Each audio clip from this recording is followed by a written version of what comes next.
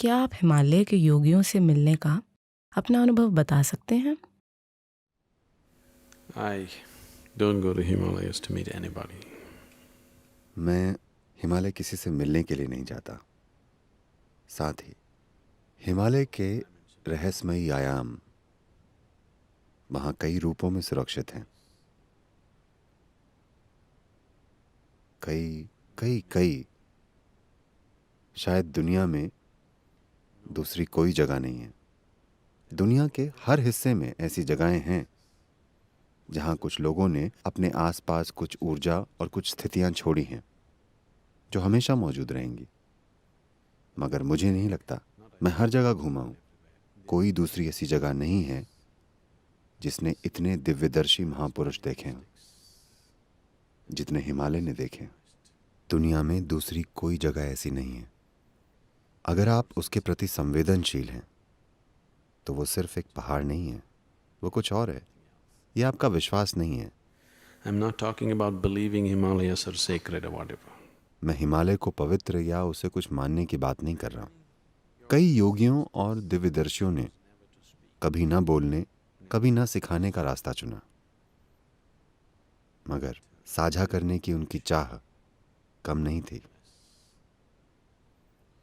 तो वे अपना काम एक अलग रूप में छोड़ते हैं।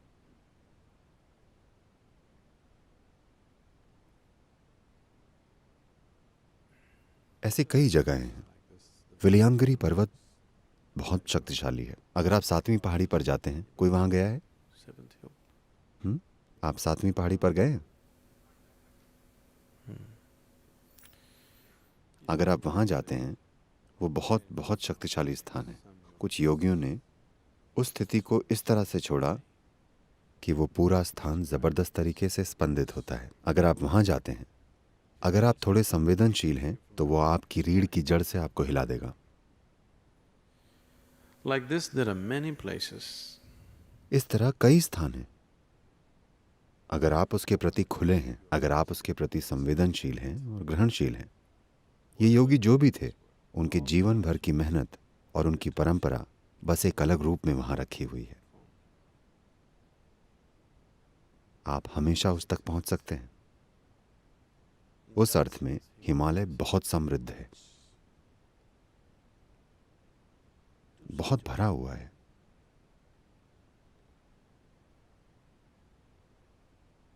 केदार के आसपास के स्थान, युक्तेश्वर और दूसरे स्थानों ने बहुत से जीवों को देखा है।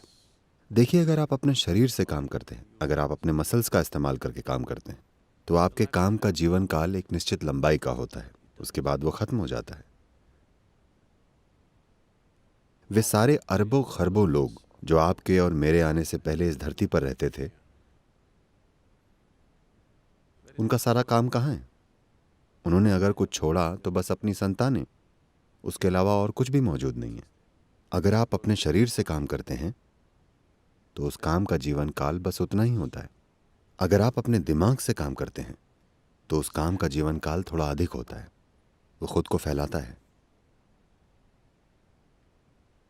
लेकिन अगर आप अपने जीवन ऊर्जाओं से काम करते हैं तो वो आयाम हमेशा के लिए होता है।